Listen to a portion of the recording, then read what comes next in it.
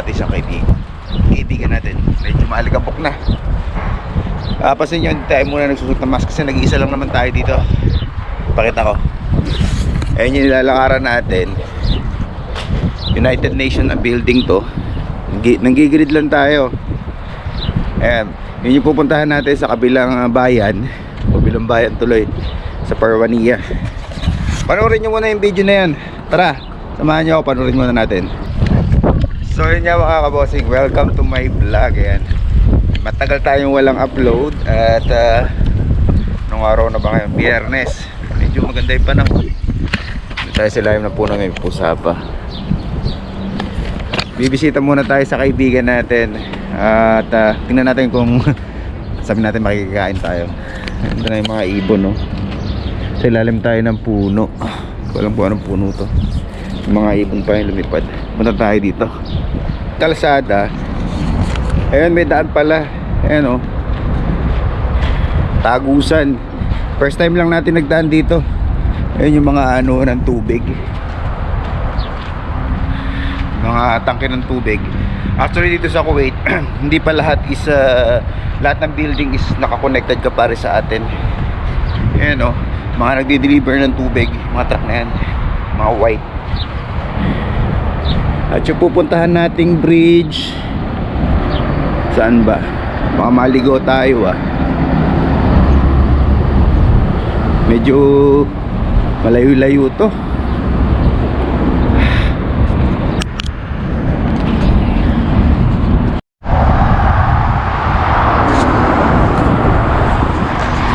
Ito na yung bridge na pinuntahan natin. Tatawid tayo ngayon.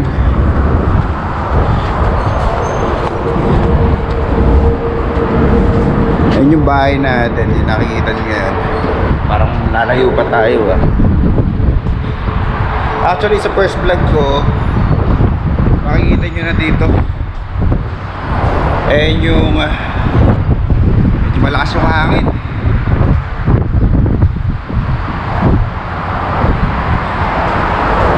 Nakahilang hingal. Hiningal tayo. Ngayon pag uwi natin, punta tayo doon sa kabila. Pero parang mas malapit-lapit. Patayin muna natin. Kagandahan dito sa Kuwait, yung mga puno talaga. Baka mahulog yung camera natin. Ayan yung iniikutan natin palagi pag pumapasok tayo sa hospital. Ito nakikita nyo, school 2 Kaya ang school dito kabarasin sa Pilipinas na tawag dito, sarado pa. Puro online schooling din sila. Kaya nagmahal ang laptop Nakapagod. Ayan, medyo maganda pa yung flow ng traffic kasi maaga-aga pa. Pagdating na 11 o'clock, easy na yan, sila tayo.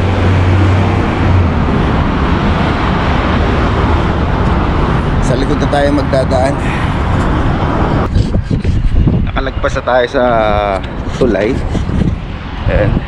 At papasok na tayo ngayon sa ano, ito yung Parwania area. Hindi ko alam kung anong block to. Tingnan natin medyo konti pa yung tao gawa ng Ramadan. Mamaya pa yung magsisilabas. Medyo marami na rin sasakyan na yun, no? Pero yung weather okay pa. Doon kasi yung Filipino store na pupuntahan natin. Mamaya tinatry natin yung makapagbablog tayo sa loob.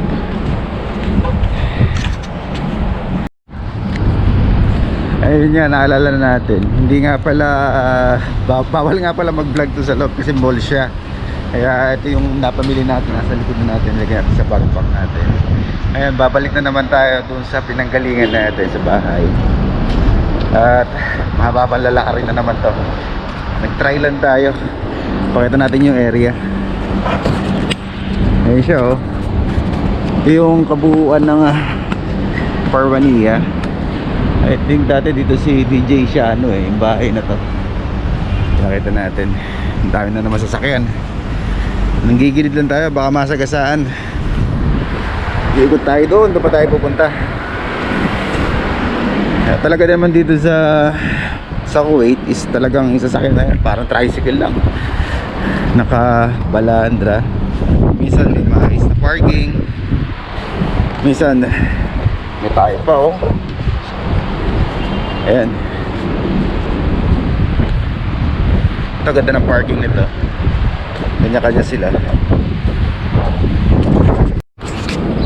Tingnan nyo yung mga ano dito. Ito yung mga minsan isolated area. Mga likod-likod ng building. Yung mga basurahan nila, lalaki. Yung tagalinis dito. Tingnan natin kung ano ang laman nito. Malinis na. May mga gulong pa. Basura, daming kahoy dito oh. Ba makakabuo ka na isang bahay din eh oh. Dami. Medyo ano nga yun dito, mahangin. Sakit sa mata, hindi tayo nakapagdala ng shades. Oh. Dito makakita rin kayo ng lawa. Yung kalsada parang ano lang, bako-bako. Hindi ano kasi to, parang hindi daan talaga siya. Parang aisle lang siya, ano lang siya yung tawag dito. Iskinita lang. Lalawa yung tubig dito. May tumatagas siguro ng ano dito. Pipe ng tubig. Ito school to eh. Tama ang aba. Arabic kasi. Ngayon, magdadaan tayo sa gilid. Doon tayo dadaan. Ikot tayo. Ito natin ulit. Doon nga pala tayo galing. Doon nakita yung building na yun. Baliwar tayo. Tapos ngayon, ito fire station to. Nakikita nyo sa harap ko. Tapos ito yung dinaanan natin kanina. Ayun, highway na yan. Yun yung tinatawag na port ring. Mapapasin nyo, marami din puno. Kasi sa ilalim niyan may mga nakabaon na tubo. Automatic. Didiligan niya yung mga halaman. Every morning. Alam ko every 6 AM tsaka hapon nagdidilig sila. Ang daming kalapate. Puntahan niya natin itong mga kalapate na ito. Ayan, ang daming kalapate. Ayun, lumipad sila oh. Dito, inaalagaan nila yung mga kalapate. Ayan. Dami.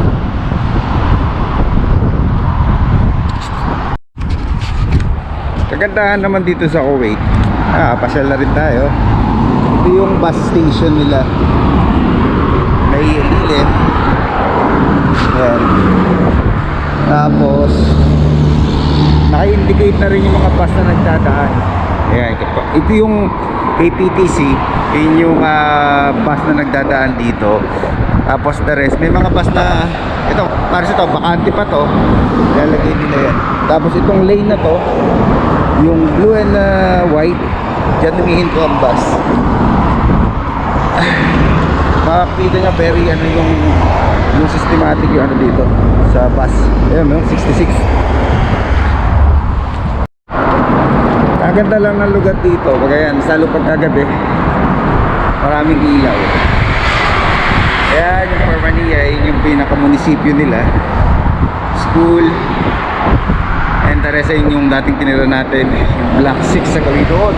Malayo na. Tapos yung makikita nyo na parang diba straight to taas magkakaliwa. Eh yun naman yung papuntang straight, papuntang Kaitan. Meron din sa dulo. Ayun, makakwento na natin. Bakit di tayo nagbablog about sale? Kasi nga pandemic. Meron tayong last vlog na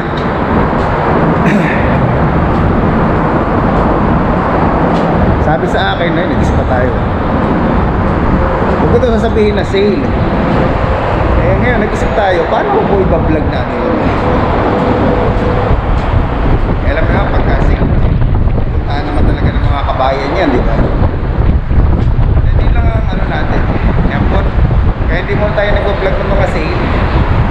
Saka kakaunti lang din eh, ulit-ulit na lang. Kaya mga after airpods siguro babalik din tayo sa sale. Ating ulit natin ito.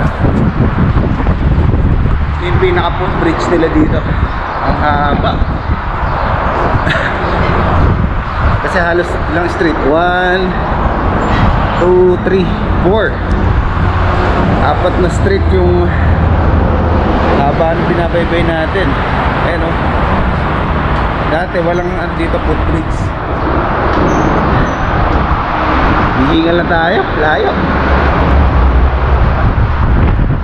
Tingnan mo yung mga ano dito. Kaya nakita nyo. Diba dyan na nagpaparaan na kasi may problema ng parking. Ganda ng lugar ito. Sa marami pang puno. Ayun. Ayun, tinitira natin. Babalik tayo. Oh, mga bossing, maraming salamat sa pagsubaybay sa channel ko. Hanggang dito na lamang. God bless. Stay safe. Bye.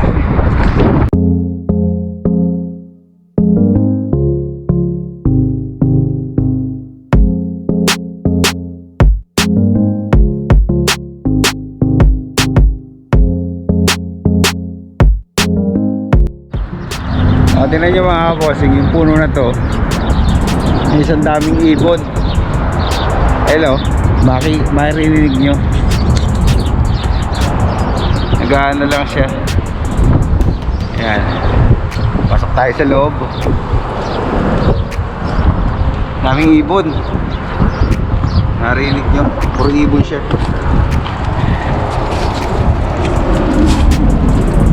Uwi na tayo. Wala kayong mga anong sa atin dito sa dinadaanan natin. Pwede mo solo-solo natin yung kalasada. At yung dinaanan natin kanina yung kargahan ng tubig. Ayan. Siya yung mga nagdi-deliver ng tubig, yung mga white tanker na yan. Ayun. Ayun. Nakarating din tayo. Uwi na tayo sa bahay natin. Okay, salamat sa mga kabosin dyan. God bless. Stay safe. Bye.